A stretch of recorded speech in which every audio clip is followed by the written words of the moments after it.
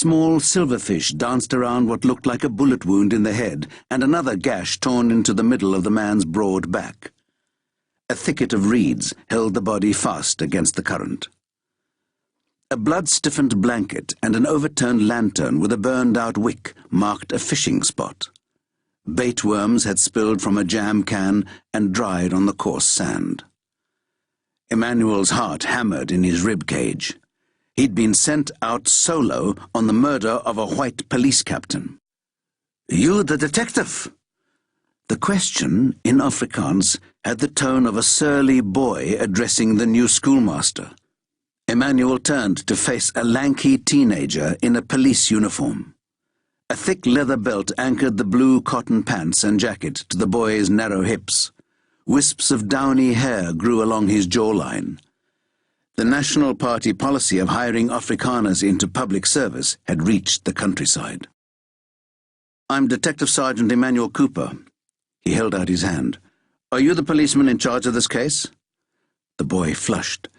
"Yeah, I'm Constable Hansi Heppel. Lieutenant Ace is on holiday in Mozambique for 2 more days, and Captain Pretorius, well, he's gone." They looked over at the captain, swimming in the waters of eternity. A dead white hand waved at them from the shallows. "Did you find the body, Constable Heppel?" Emmanuel asked. "No," the Afrikaner youth teared up. "Some Kaffir boys from the location found the captain this morning. He's been out here all night." Emmanuel waited until Hansi got control of himself. "Did you call the detective branch in?" "I couldn't get a phone line to district headquarters," the boy policeman explained. "I told my sister to try it till she got through. I didn't want to leave the captain by himself." A knot of 3 white men stood farther up the riverbank and took turns drinking from a battered silver flask. They were big and meaty, the kind of men who would pull their own wagons across the veldt long after the oxen were dead. Emmanuel motioned toward the group. "Who are they?"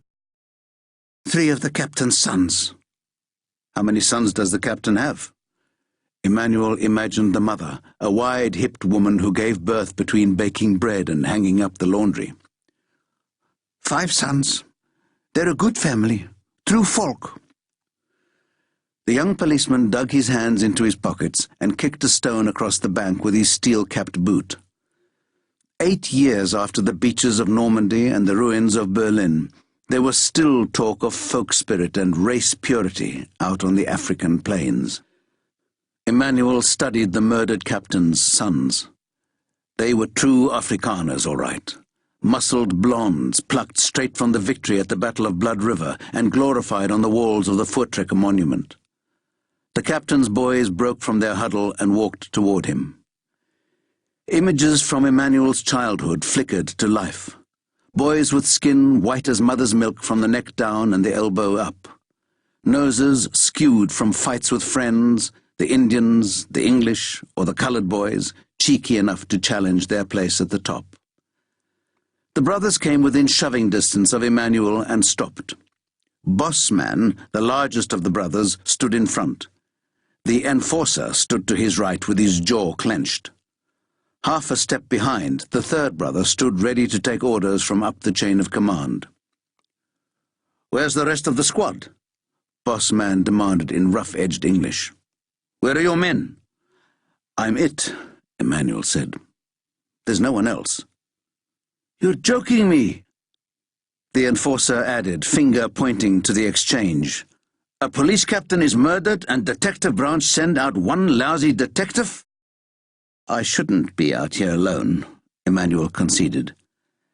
A dead white man demanded a team of detectives. A dead white policeman, a whole division. The information headquarters received was unclear. There was no mention of the victim's race, sex, or occupation. The enforcer cut across the explanation. "You have to do better than that." Emmanuel chose to focus on the boss man. "I was working the Preston murder case. The white couple shot in their general store," he said. "We tracked the killer to his parents' farm, an hour west of here, and made an arrest. Major van Niekerk